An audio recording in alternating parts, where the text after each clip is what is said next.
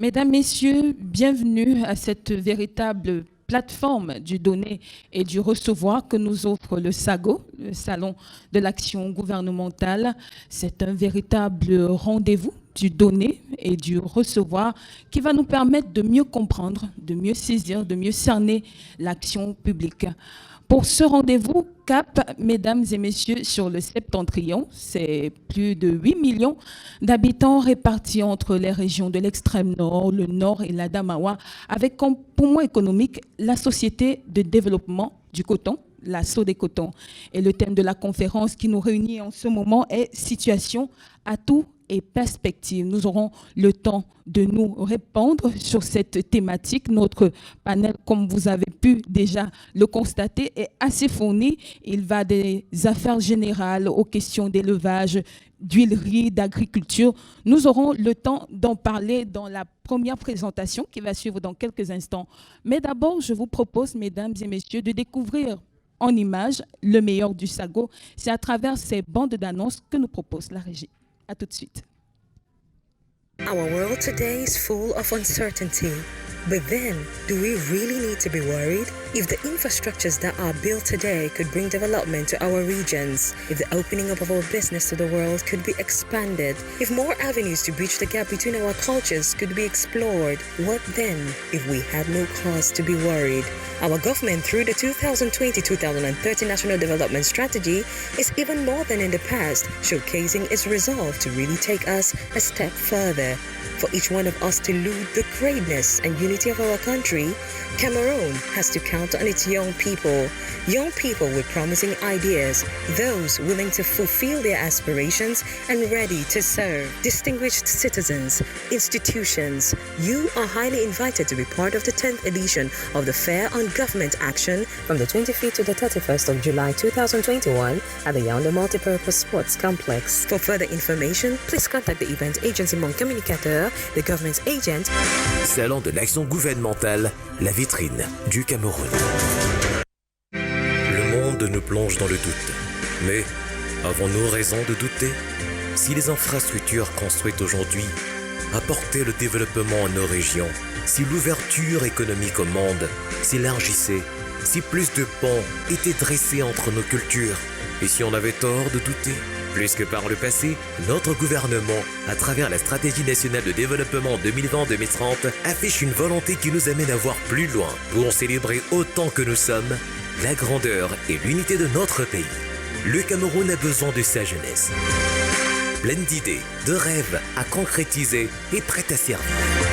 Citoyens et institutions, retrouvons-nous à la 10e édition du Salon de l'Action Gouvernementale SAGO, du 25 au 31 juillet 2021, au Palais des Sports de Yaoundé. Pour plus d'informations, contactez le cabinet événementiel Mon Communicateur, mandataire du gouvernement. Salon de l'Action Gouvernementale, la vitrine du Cameroun.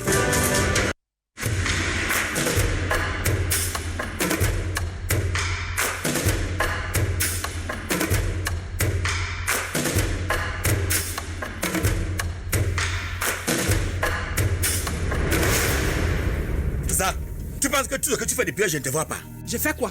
Et même si je fais quoi? Qu'est-ce qui te regarde même dans ma vie? Zah, je te connais. Dès que tu vois quelque chose sur les réseaux sociaux, tu cours vite dans le bar ou la maison la plus proche pour aller ventiler de la fausse information. Et tu dois laisse-moi ça. Ça te fait mal au? Ah, ouais, donc pourquoi les players du Mbolé ont failli te tuer la dernière fois pour avoir financé un concours qui n'a même pas été lancé? Ce n'est pas ton pays. Voilà. Donc Zach, au lieu de demeurer donc ignorante ou avoir toujours honte après avoir ventilé de la fausse information partout, allons au SAGO. Salon de l'action gouvernementale. Et là, tu auras en face de toi des ministres et autres administrations à qui tu pourras poser tes questions directement. C'est au Palais des Sports de Yaoundé, du 25 au 31 juillet 2021. Les questions sur les infrastructures. Oui. La gouvernance, l'économie, les transports, la justice. Ouais, ça, même les questions sur coronavirus, le vaccin. Toutes les questions auront des réponses parce que tu auras en face de toi les acteurs concernés. J'aurai les ministres de ce pays en face de moi. Mais pourquoi ne pas? J'espère qu'ils vont répondre à mes questions. Zach, ils seront là pour ça. Et tu sais que la vérité est bonne lorsqu'elle sort de la bouche du prophète lui-même. Alors tu vas continuer ton porte-à-porte là pour inviter tous tes voisins à venir à ce salon qui réunit tout le Cameroun autour de son gouvernement. Ok. Salon de l'action gouvernementale, la vitrine du Cameroun.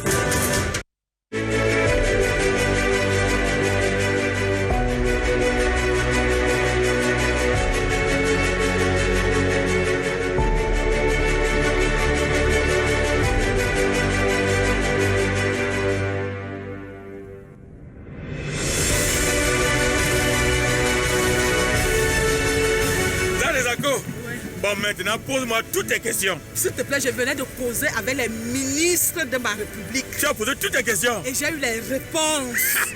Exact. Ça sera donc comme ça jusqu'au 31 juillet 2021, ici au Palais des Sports. Maintenant, donc, on a fini. On peut donc rentrer. Qui? Zéro. Hein? J'ai fait d'abord le tour de tous les stands. On ne sait jamais. Salon de l'action gouvernementale, la vitrine du Cameroun.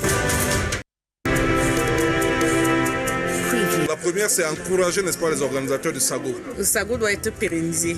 C'est une initiative à renouveler. Parce que les gens n'ont pas toujours le courage d'aller dans les administrations. Cela démontre que le citoyen a à cœur de savoir ce qui se passe dans les affaires de la cité. La fiscalité n'est pas en marge de l'action gouvernementale. Le Cameroun ne peut pas être un pays émergent sans les sciences. Le gouvernement a besoin de l'appui de ces PME. Le SAGO était pour nous une opportunité à saisir. Montrer aux populations ce que nous faisons. Non seulement de faire bien, mais de pouvoir le dire. Dire ce que nous faisons de bien.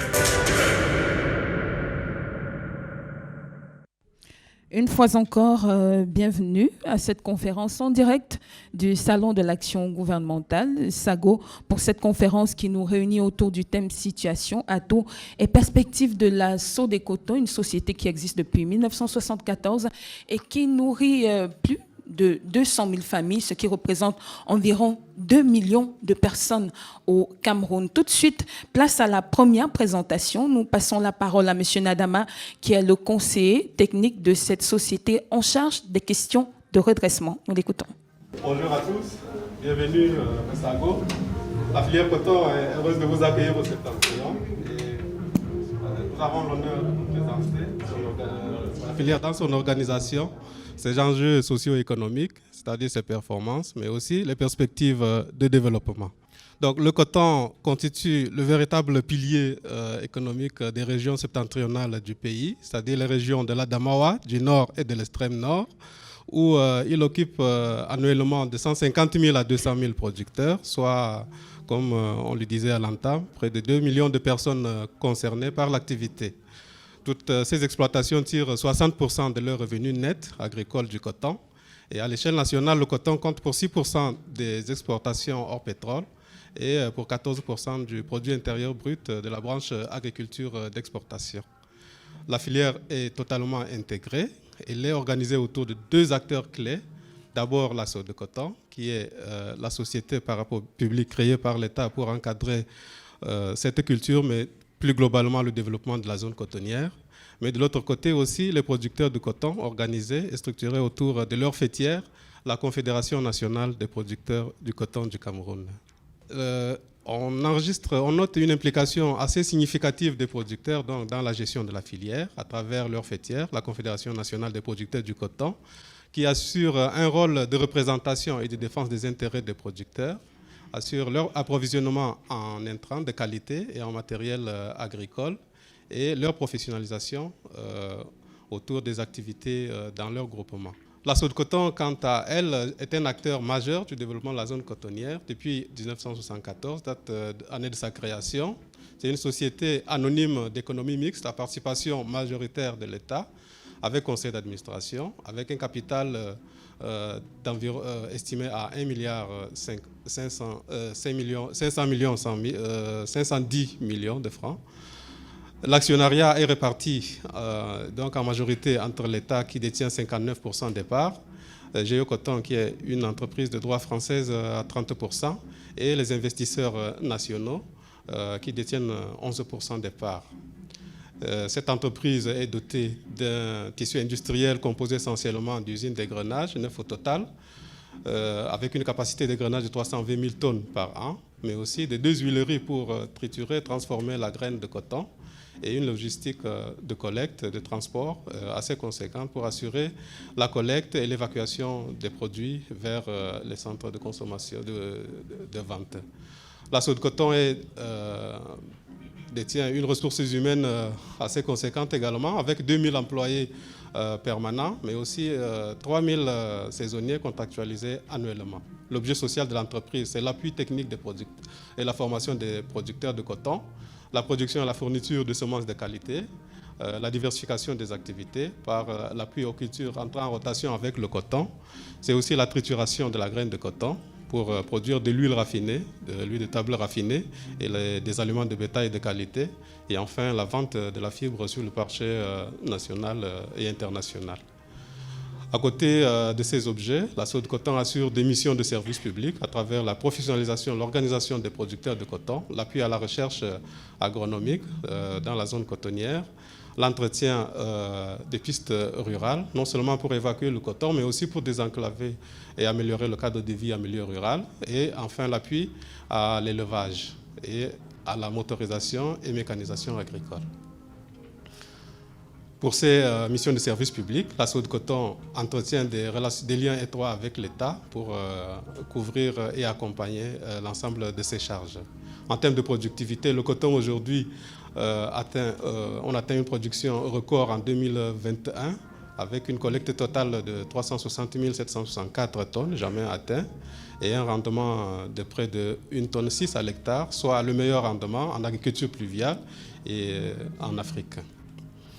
Et pour ce qui concerne la rentabilité de la culture pour les producteurs, le coton rapporte aujourd'hui à l'hectare environ 274 000 francs contre moins de 100 000 il y a moins de 10 ans. Le coton contribue donc à la redistribution annuelle, à la génération de richesses et d'emplois en milieu rural, à travers la redistribution annuelle de plus de 50 milliards de francs aux producteurs à titre d'achat de coton graines, après récupération, remboursement des crédits intrants, à travers également l'abondement des comptes de groupement, des comptes opérationnels, c'est-à-dire des rémunérations liées aux activités de la campagne, des primes diverses, mais également le coton contribue à la création de l'emploi avec annuellement 12 000 emplois directs, soit les 2 000 employés permanents de la Sodcoton, les 3 000 saisonniers contractualisés annuellement, mais également les 7 000 agents techniques employés par les groupements de producteurs pour encadrer leurs activités locales. Donc en termes d'économie, en termes économiques, le coton contribue à l'économie à travers une production significative de fibres mise sur le marché national et international, une production conséquente d'aliments de bétail, mais aussi de l'huile de table raffinée, très appréciée et par les populations locales. Il y a donc une tendance de plus ces dernières années, une tendance à l'amélioration de la production et surtout à l'amélioration de la productivité pour l'entreprise, mais aussi pour les producteurs de coton. On le rappelle, le coton compte pour 6% des exportations hors pétrole et 14% du produit intérieur brut de la branche agriculture d'exportation. En termes de qualité, le label camerounais est très recherché sur le marché international. Aujourd'hui, la Sodcoton met de la fibre de qualité, de grade de référence supérieur pour plus de 95% sur le marché.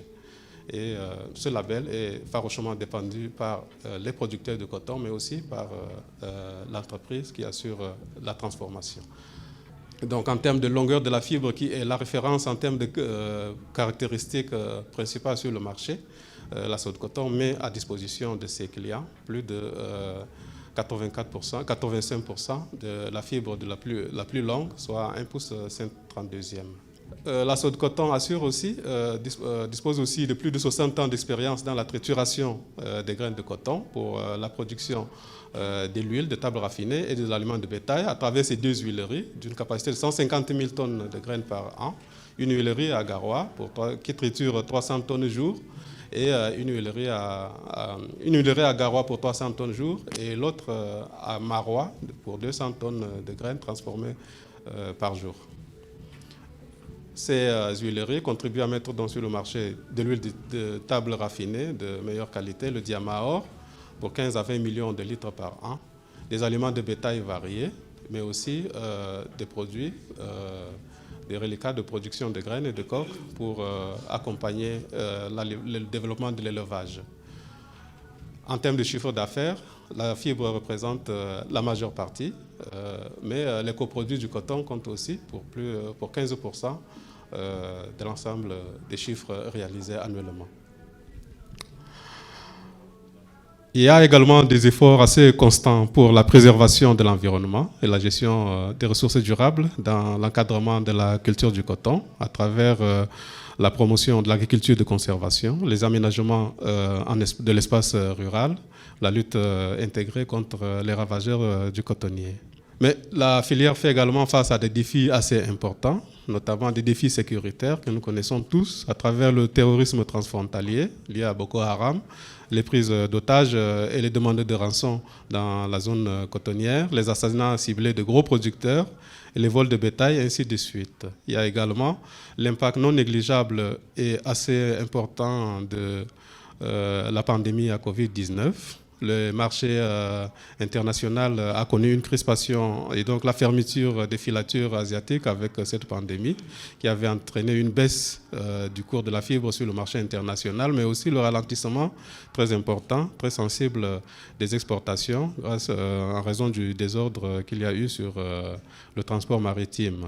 Il y a donc eu une augmentation des volumes stockés et donc des charges liées à ce stockage, mais aussi des difficultés d'approvisionnement en facteurs de production à l'importation. Quelle orientation stratégique à court et à moyen terme pour la filière? L'État a assigné à la Sodcoton et à l'ensemble de la filière des objectifs à atteindre en termes de production de coton, soit 400 000 tonnes à l'horizon 2022 et 600 000 tonnes à partir de 2025. Et quand on regarde l'évolution récente de la production ces dernières années, nous sommes plutôt dans la bonne direction avec, je le rappelle, une collecte record de 360 000 tonnes cette année. Nous sommes en avance sur les objectifs initiaux qui n'étaient que de 350 000 tonnes. Et c'est là par une amélioration de la productivité du coton à la surface, mais aussi par une réorganisation interne, une amélioration de la gouvernance de l'entreprise et de la filière. Donc, nous sommes dans une tendance d'appui au développement résilient de la production en assurant donc un véritable équilibre socio-économique et environnemental de la zone cotonnière. Mais pour suivre l'évolution de la production, il y a des défis à atteindre, notamment parvenir à récolter, à évacuer et traiter le coton avant les premières pluies, c'est-à-dire au 30 avril, pour minimiser la mouille du coton et donc les pertes de production, les pertes économiques. Parvenir aussi à valoriser la production excédentaire de graines et à le triturer complètement, mais aussi faire face au déficit énergétique récurrent que connaît le septentrion en ce moment et trouver des appuis à l'amélioration de la productivité de la culture pour maintenir le producteur dans son activité de vie. Pour ce qui concerne le traitement industriel du coton, il est question d'assurer la réhabilitation des usines, l'installation de nouvelles usines, la modernisation de l'existant, l'installation d'une troisième huilerie dans la région de l'Adamawa, la construction d'un laboratoire de classement instrumental, l'installation de centrales solaires pour la valorisation de l'énergie photovoltaïque, mais aussi la sécurisation des produits par l'amélioration du stockage. Depuis 5 ans, l'entreprise a réussi à améliorer le rythme des évacuations à partir du 30 avril, qui constitue normalement la date de référence pour finir la campagne. Nous sommes passés d'une collecte de 195 000 en 2014-2015 à 350 000 tonnes cette année. Donc, cela représente les efforts conséquents consentis par l'entreprise pour améliorer ses performances. Cela passe par un démarrage précoce, une amélioration du tonnage journalier par la modernisation des usines, le renforcement du parc automobile, le stockage du coton graine, l'amélioration de la gouvernance et la synergie permanente avec les producteurs. Mais des difficultés persistent, notamment la capacité d'égrenage qui ne suit pas cette évolution, cet engouement des producteurs pour la production du coton, le déficit énergétique, mais aussi l'apparition précoce des pluies par le phénomène du dérèglement climatique que nous connaissons. Quel appui maintenant apporter aux producteurs de coton pour qu'il trouve son compte dans la production, dans son activité? Il est question de l'accompagner par la diversification des cultures, c'est-à-dire diversifier les activités, les sources de revenus, améliorer la qualité de la semence et de tous les intrants mis à sa disposition, gérer efficacement l'eau, réhabiliter les terres dégradées, favoriser l'entrepreneuriat agricole, mais aussi développer la motorisation et la mécanisation agricole pour minimiser la pénibilité du travail et valoriser la main-d'œuvre. Donc, il est question pour nous de pouvoir aider les producteurs de partir des terres complètement dégradées, abandonnées, pour retrouver des niveaux de fertilité conséquents pour améliorer les niveaux de productivité. Ici, nous avons une augmentation continuelle du nombre de l'effectif des producteurs qui sont désignés gros producteurs, c'est-à-dire ceux qui peuvent faire au moins 5 hectares de coton et qui à ce jour représentent plus du tiers de la production. Ils ont fourni en 2021, au terme de la campagne écoulée, 121 000 tonnes de coton sur les 360 000 collectés. Et donc ces producteurs-là méritent un appui particulier par la bancarisation, par l'amélioration des itinéraires techniques, la mise en place des coopératives agricoles, mais aussi la motorisation. Il sera également question de passer, d'assurer une mutation de l'agriculture pour passer d'une agriculture essentiellement manuelle vers une agriculture moderne, moins pénible, plus rentable et plus efficace, plus productive. Voilà, il sera également question, en développant la mécanisation et la motorisation, de préserver le capital sol, d'aménager les parcelles et le milieu rural en général, d'assurer un service de vente et une formation appropriée aux producteurs et d'accompagner cette mutation-là par une recherche et développement conséquente. Ici, nous présentons un bilan de l'action gouvernementale en faveur des producteurs de coton en matière de motorisation. Entre 2014 et 2019, l'État a mis à la disposition des producteurs, à travers la CNPC et la SO de coton, 58 tracteurs, des tracteurs Sonalika qui avaient été montés au Cameroun, à Ebolova, avec les accessoires divers. Voilà, la SO de coton a aussi ouvert une grande exploitation, de grande motorisation, pour assurer cette transition-là vers l'agriculture de seconde génération. Ici, il est question de développer de nouveaux itinéraires techniques qui seront transférés en milieu paysan. Donc, que peut-on retenir? Il sera également question de continuer avec l'amélioration de la gouvernance par la certification ISO 9001, l'élaboration et la mise en œuvre du manuel de procédure, la diversification de l'offre, la conquête du marché sous-régional à travers la ZLECAf et enfin, la création d'une interprofession cotonnière qui permettra de renforcer le développement de cette filière-là. Donc, que peut-on retenir? Le coton joue un rôle moteur dans l'économie et le développement des régions septentrionales à travers le flux de devises, l'emploi créé, la lutte contre la pauvreté et l'amélioration du cadre de vie en milieu rural. Mais aussi, des performances de production sont réelles, mais avec des marges de progression encore à valoriser. Il y a une amélioration significative de la gouvernance de l'entreprise, notamment la SO de coton. Il y a des stratégies de développement à mettre en place qui doivent préserver l'équilibre économique, socio-économique et environnemental du bassin de production. Il y a des investissements à trouver pour accompagner cette mutation-là. Et la mutation concerne essentiellement l'accompagnement du producteur dans l'augmentation de ses revenus à travers la mécanisation, la régénération des terres, à travers l'entrepreneuriat agricole et la formation. Je vous remercie.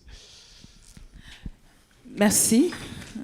Merci, M. Nadama, conseiller technique en charge des questions de redressement, pour cette présentation succincte mais dense de cette première partie. Vous l'avez compris, on peut retenir en gros que la Sodecoton a fait un résultat record de plus de 360 000 tonnes de production. C'est au-delà des prévisions. Vous l'aurez compris, mesdames, messieurs, que nous allons parler amplement des questions de développement puisque c'est au cœur même de l'action de la Sodecoton.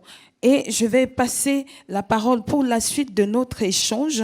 Nous allons parler du cadre institutionnel, parce qu'il faut parler de développement, mais comprendre le cadre institutionnel de cette entreprise qu'est la Sodecoton. Donc, parole à M.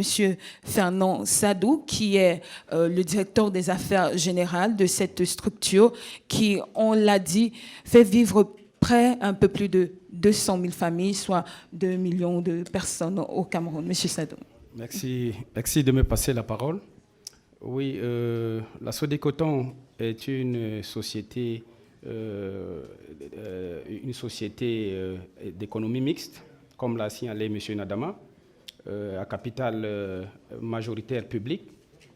C'est l'État qui a 59% et un privé français qui a 30% Géocoton et un privé aussi camerounais, la SMIC, Société immobilière d'investissement, du Cameroun, qui a 11%. Donc, cette société a été créée en 1974 et avait pour mission de développer les zones septentrionales, la zone septentrionale du Cameroun, notamment les régions de l'extrême nord, du nord, et une petite partie de la Damawa. Alors, nous sommes dans toutes ces zones, nous intervenons en milieu rural. Il y a des actions que nous menons en termes de développement de la production cotonnière.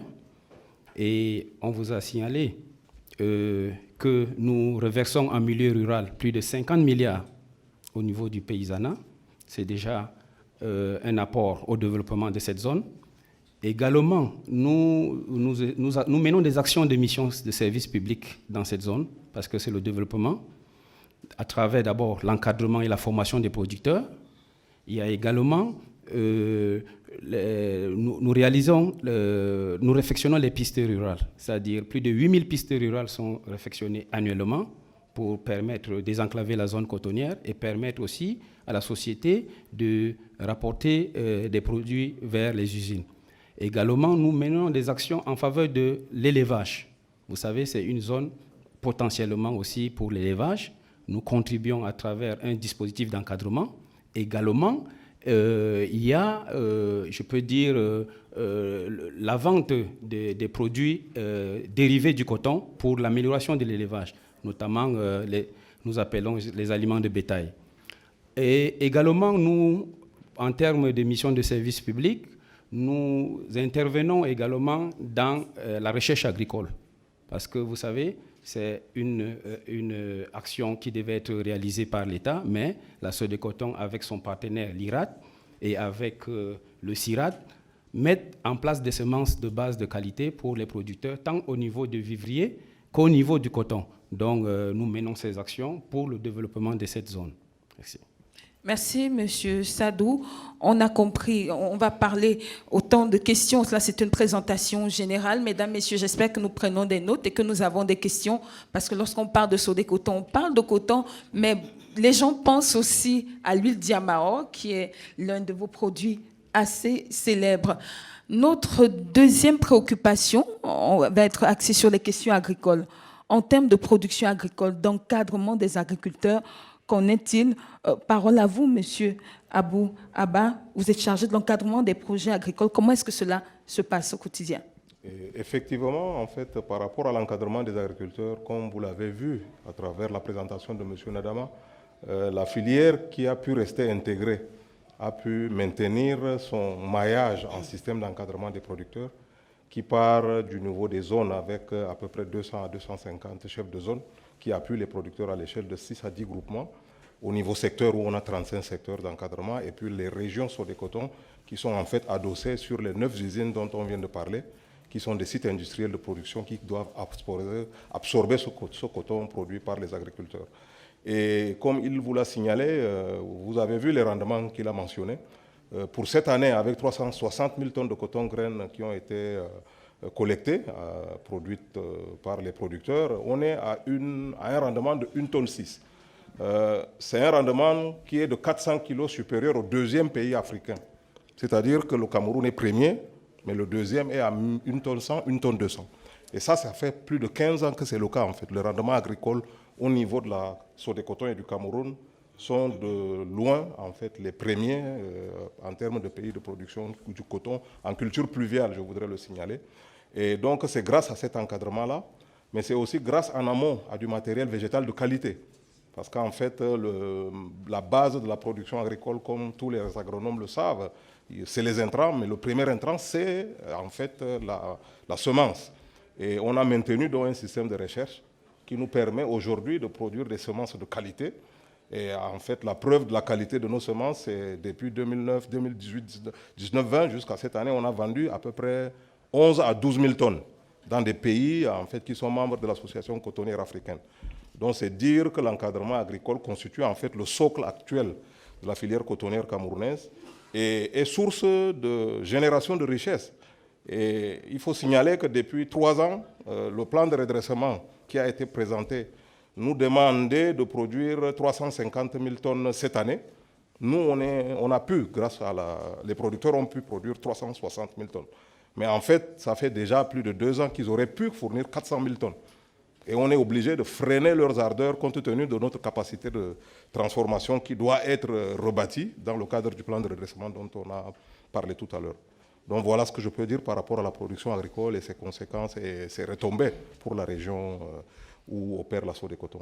Merci beaucoup. Il faut signaler que le plan de redressement est en marche depuis 2017. Lorsqu'on parle de Sodecoton, on pense aux huiles, l'huilerie, on en a parlé tout à l'heure. Et le patron de ce volet-là, c'est M. Youssoufa, qui est juste là à ma gauche. Avec vous, on va parler des projets en cours et aussi des installations dont dispose la Sodecoton. De quoi est-ce qu'il s'agit précisément? Bonjour à l'assistance. Moi, c'est M. Youssoufa, je suis le directeur des huileries. Mais avant de parler spécifiquement des huileries, je voulais d'abord parler des projets de développement au niveau de la Sodecoton.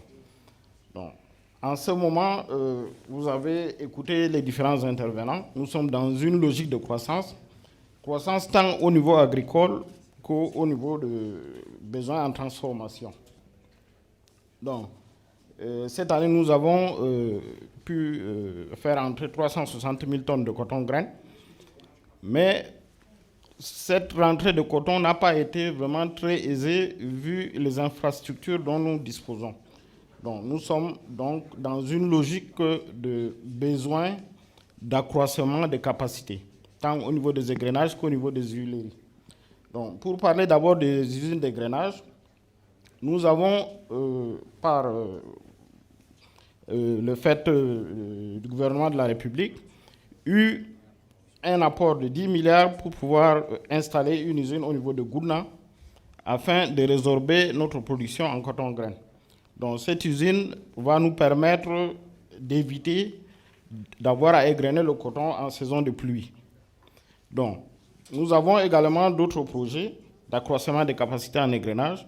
Donc nous avons au niveau de Maroua, où il nous faudra une deuxième usine d'égrenage. Au niveau de Kaélé, où il faut un accroissement des capacités en égrenage.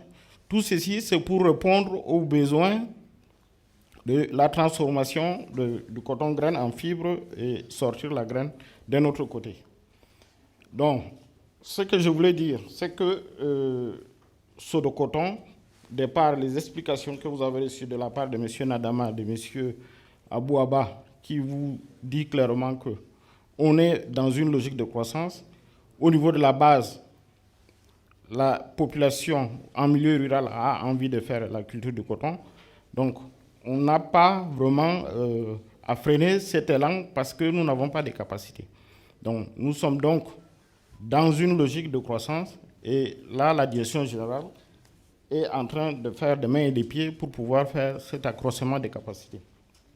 Et donc, qui dit accroissement des capacités au niveau de la production agricole, accroissement des capacités au niveau des égrenages, va impliquer donc un accroissement des capacités au niveau des huileries.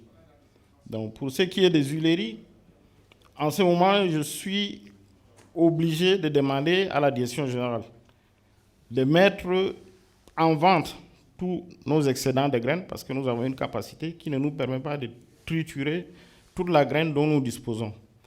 Et ces graines sont vendues donc en aliments de bétail pour pouvoir ne rester qu'avec la graine dont nous sommes capables de transformer. Et pour donc revenir à la transformation proprement dite, à l'entame du propos de madame, au niveau des huileries, nous avons donc deux huileries au niveau de la Sodecoton. On a une huilerie à Garoua et une huilerie à Maroua. Et les huileries font 20% du chiffre d'affaires de la Sodecoton. Les 80% sont faits à partir de la vente de la fibre à l'export essentiellement. C'est vrai, il y a une partie de la fibre qui va à la SICAM, mais c'est vraiment une infime partie. Donc, les 20% sont faits à partir de la vente de l'huile de coton, qui est le diamant, et de l'aliment de bétail. Pour l'huilerie de Maroua, c'est le Nutribet. Pour l'huilerie de Garoua, c'est la Libet. Donc, c'est des appellations. Ces appellations tiennent compte du fait que le procédé de transformation de l'huile en coton et tourteau est différent. Entre l'huilerie de Garoua et l'huilerie de Maroua, nous avons deux procédés différents. Au niveau de Maroua, nous utilisons un procédé de transformation qui utilise la presse mécanique. Donc après cuisson, nous faisons la pression. Au niveau de l'huilerie de Garoua, c'est une extraction purement chimique qui utilise un solvant qui est en fait l'hexane, qui est un dérivé du pétrole. Donc, l'aliment de bétail obtenu au niveau de l'huilerie de Marois est plus riche en matière grasse que celui de Garoua, parce que l'extraction par pression ne nous permet pas d'enlever entièrement la matière grasse. Donc, pour revenir au niveau de la qualité des huiles que nous produisons, que ce soit à Garoua ou à Marois, au fini, c'est l'huile de coton. Donc, l'huile de coton, comme vous le savez, c'est produit au niveau de la sauce de coton.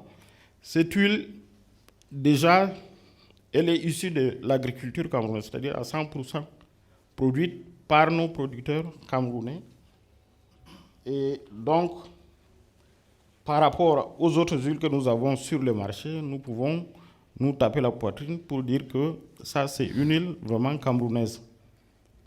Donc, ça, c'est le premier point. Donc, il y a on va certainement avoir l'occasion de nous étendre là-dessus en attendant les questions du public sur la question des huiles. Vous parliez tout à l'heure de cette graine. On a compris qu'à la Sauce des Cotons, c'est les graines qui manquent le moins. Il y en a assez. Une partie est donc transformée en aliments de bétail parce qu'on ne parle pas assez, on ne parle pas suffisamment du volet animal, le volet élevage à la Sauce des Cotons. Donc, je vais passer la parole au chef de la division élevage pour qu'il nous dise en quoi consiste l'encadrement des animaux. Monsieur le docteur Mamadou Hassana, est-ce qu'on peut parler de cet encadrement de l'élevage des animaux précisément? Oui, merci madame de me passer la parole pour éclairer nos téléspectateurs sur l'encadrement des animaux, des producteurs dans la zone cotonnière. Comme vous le savez, après l'agriculture, l'élevage constitue la deuxième source de revenus des producteurs. Et au niveau de la sauce de coton, la division élevage s'occupe essentiellement de l'encadrement suivi sanitaire pour que les animaux travaillent mieux et pour qu'ils soient mieux valorisés. Et dans ce sens, il y a donc l'appui conseil, que ce soit au niveau des soins, que ce soit également au niveau de l'appui conseil sur l'alimentation de ces animaux. Et comme tout à l'heure, M. Nadama l'a présenté, la plupart de la collecte du coton se fait par des camions, mais pour amener ce coton sur la place du marché, le producteur utilise également les charrettes attelées. Et ces charrettes sont tractées, n'est-ce pas, par des animaux. Et je vais dire aussi un mot sur nos différents produits d'élevage que la sauce de coton met à la disposition des producteurs et des clients des animaux, que ce soit de la partie méridionale ou la partie septentrionale, à savoir les tourteaux. Et vous savez très bien, l'alimentation constitue le deuxième poste de dépense dans le développement de l'élevage. Et la sauce de coton met à la disposition des consommateurs deux types de tourteaux, à savoir la libette, qui est du tourteau déshuilé et qui est essentiellement destiné aux ruminants parce qu'il est très riche en fibres. Et le deuxième type de tourteau, c'est le Nutribet. Comme l'a dit le directeur des huileries, ce tourteau est un tourteau riche, enrichi en minéraux, en vitamines et en calcaire, et il est destiné à toutes les espèces animales. Et la sauce de coton peut également produire sur commande d'autres types de tourteaux, à savoir Expeller, qui est surtout demandé par les provendiers de la partie méridionale et les éleveurs de porcs et de volailles. Et cette année, depuis 2 ans, nous avons mis en place également la farine 21, qui est 100% tourteau de coton et qui est destinée essentiellement aux monogastriques, mais on peut également l'utiliser pour les polygastriques, c'est-à-dire les bovins, les moutons et les chèvres. Merci beaucoup. Nous allons passer dans un instant la parole à M. Souba Machidaï pour nous parler des questions de transport. Mais avant, le temps que tout le dispositif soit réglé de son côté, parole à M. Frédéric Chamba, qui est le directeur commercial. Comment se fait la commercialisation de vos produits, des produits de la sauce des cotons, notamment le produit phare qu'est l'huile? Merci, madame, de me passer la parole et bonjour à l'assistance pour expliquer comment se fait la commercialisation de l'huile Diamahor, qui est le produit phare de la sauce de coton. Je vais ici rassurer tout le monde que l'achat de l'huile est vraiment ouvert à tous les opérateurs économiques Il suffit simplement d'obtenir un agrément. Et le dossier d'agrément est simple, est vraiment simple. Vous adressez une demande à monsieur le directeur général de la SODECOTON pour obtenir l'agrément et accompagné d'une liste de pièces attestant simplement que vous êtes en règle avec le fisc. Et donc, vraiment, ce n'est pas compliqué, c'est vraiment simple. Et une fois que vous avez ça, vous obtenez l'agrément et vous pouvez donc avoir accès à l'achat de l'huile Diamahor, du tourteau de coton, des graines et tous les produits de la SODECOTON, une fois que vous avez l'agrément. Je pense que c'est bon. C'est plutôt simple comme procédure et je crois que les personnes intéressées par la commercialisation doivent simplement être en règle avec le fisc et c'est une procédure assez simple. Nous allons achever par là, ça va être assez bref, c'est la dernière préoccupation avant de passer aux questions, s'il y en a, avec le volet transport, M. Souba Machidaï. Oui, madame. Merci de nous passer la parole. Justement, moi, je suis M. Souba Machidaï, directeur de transport, de la logistique et du génie civil de la SODECOTON. Cette direction est une direction support qui s'occupe essentiellement du suivi et de l'entretien de tous les équipements et matériels roulants de la SODECOTON. M. Nadama l'a dit tantôt, nous avons plus de 600 matériels roulants. Ce matériel est constitué, n'est-ce pas, des engins de génie civil pour la réfection des pistes rurales. On a réfectionné cette année 8420 km. Et là, tous les ans, nous faisons au moins 8000 km parce que le coton ne se cultive pas en ville, mais dans les fins fonds du village. Alors, pour y accéder, il faut bien que les pistes soient refaites. Donc, notre rôle consiste donc en la réfection de ces pistes rurales, à l'entretien de tous les matériels, n'est-ce pas, roulants en général, parce qu'il y a les véhicules légers, les camions et ainsi de suite. Également, nous intervenons, n'est-ce pas, dans l'entretien des bâtiments et les locaux de la SODECOTON. Ça, ce sont, n'est-ce pas, des tâches qui nous incombent. Et pour ajouter, tout ce qui est, n'est-ce pas, produit SODECOTON, que ce soit le coton, la graine, la fibre, elle doit être transportée au niveau national. Donc, cette direction s'occupe donc du transport de tous ces produits et pour éviter la mouille de coton. Donc, la fibre est transportée du nord jusqu'au port de Douala et puis les autres produits sont transportés en interne, dit des usines, des grainages vers les huileries. Je vous remercie. Merci, Monsieur Machidaï. Pour conclure ce volet présentation globale, parce que nous avions des préoccupations déjà recensées. Merci pour vos éclairages, messieurs. Parole au public.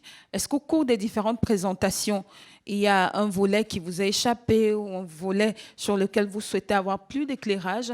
La parole vous revient. Il suffit de lever. On a déjà un doigt ici juste en face. Le service des hôtesses va se charger de vous faire parvenir le micro. Vous vous présentez, vous posez succinctement votre question. Merci.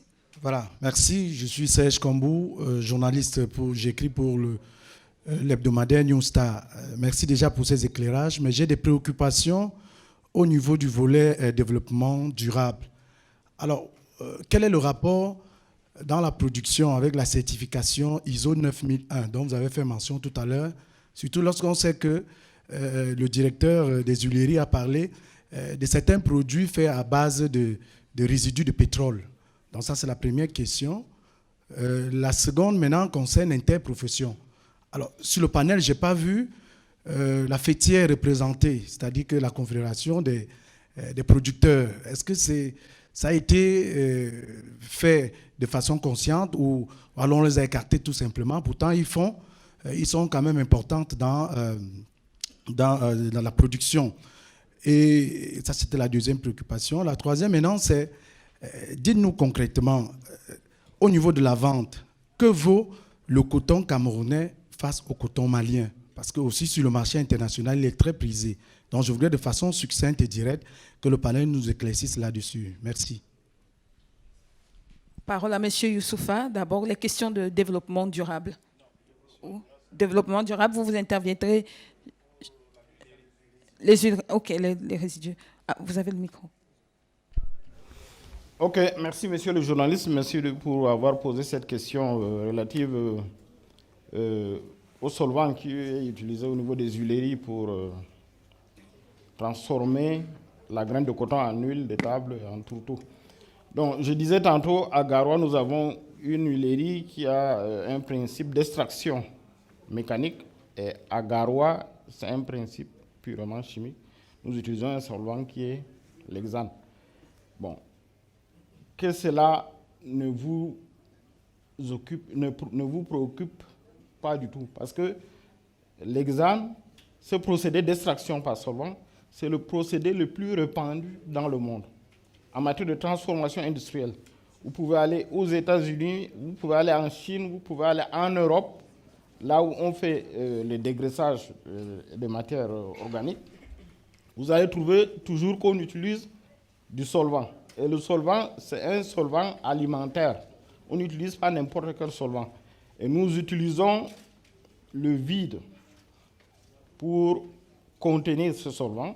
Nous utilisons, en fait, l'hexane, c'est un produit déjà très volatile.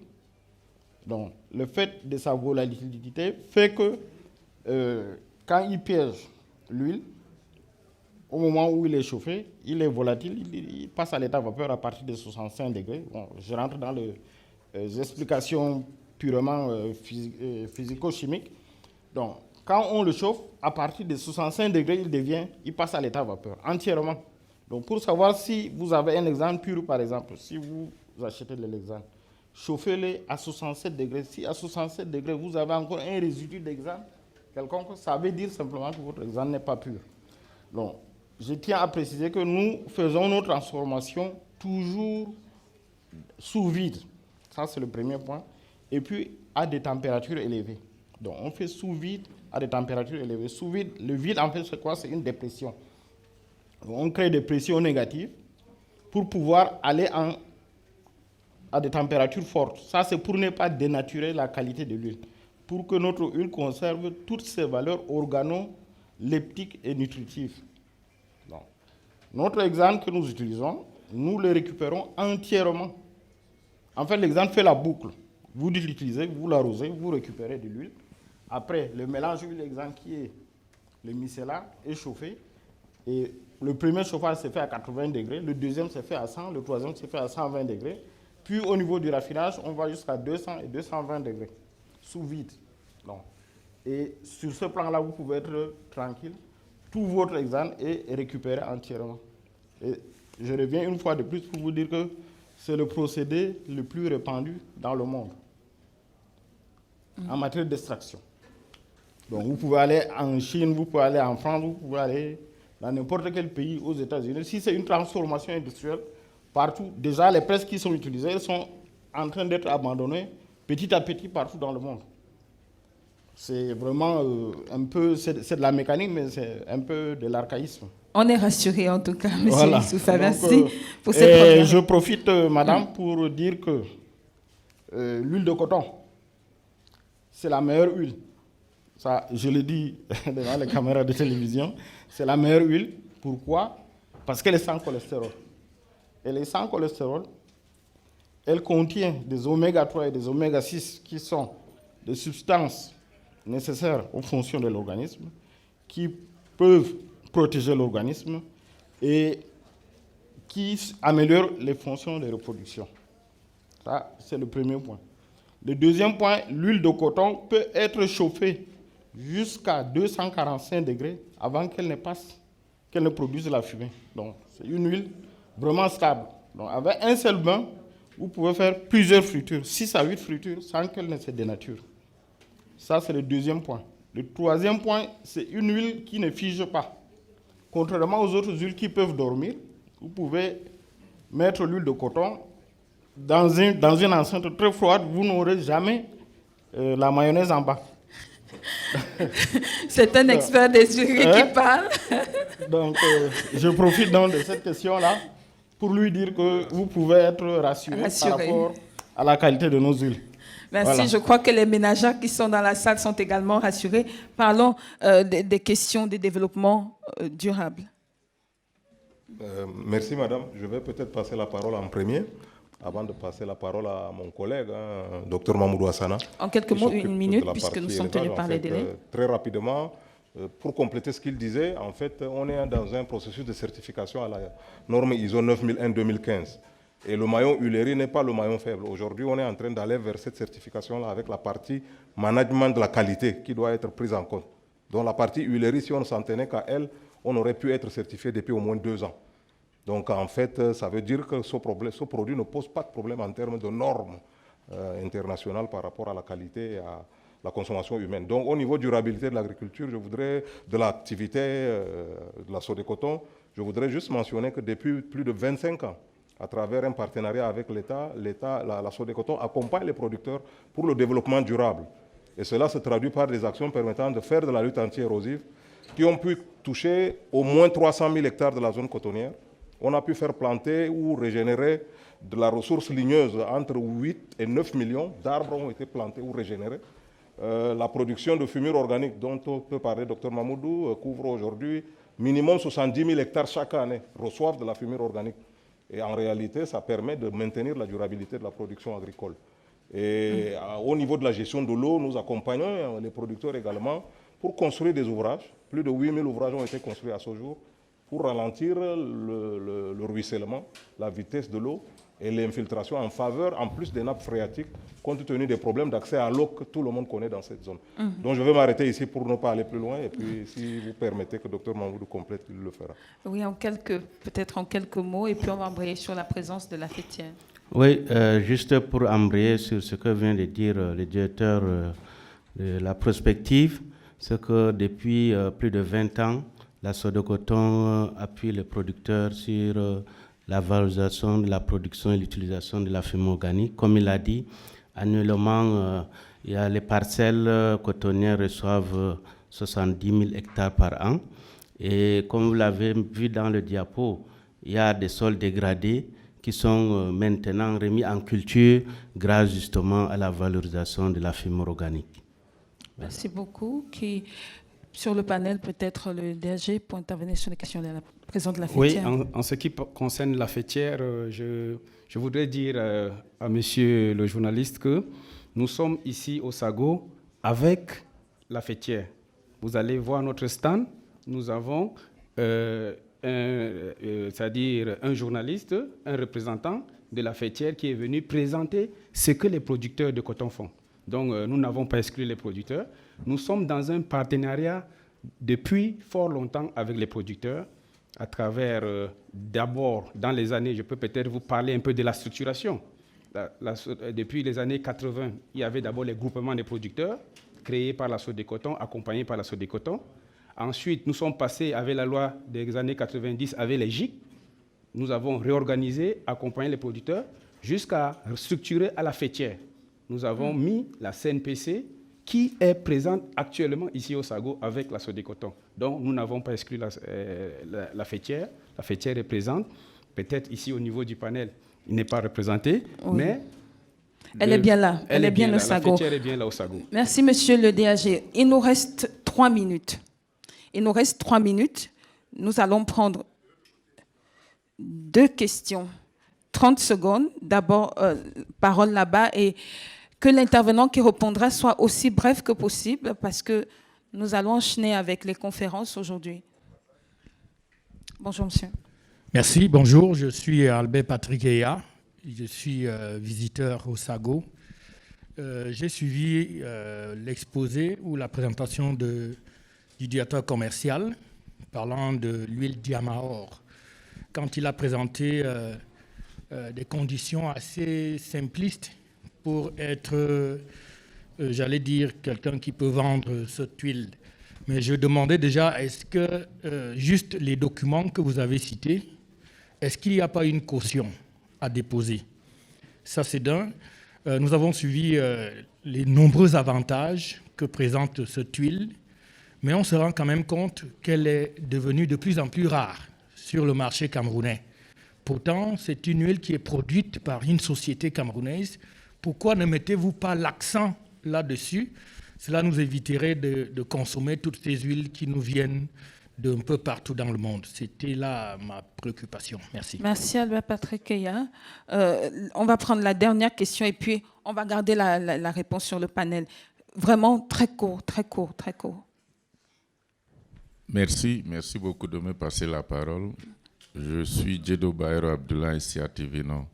Si je prends la parole, c'est beaucoup plus en ma qualité de notable et représentant des chefs traditionnels. On dit l'Égypte, c'est un don du Nil, l'assaut de coton, c'est le don du Nord. Nous travaillons avec l'assaut de coton, mais il y a des conflits nouveaux. La gestion des pâturages, les conflits agro-pastoraux, et il y a également le développement durable.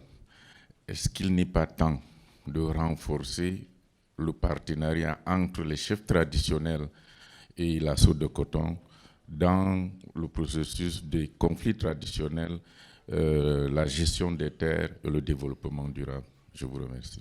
Merci beaucoup. Les questions sont précises. On commence, vous, pour la question de M. Eya. Oui.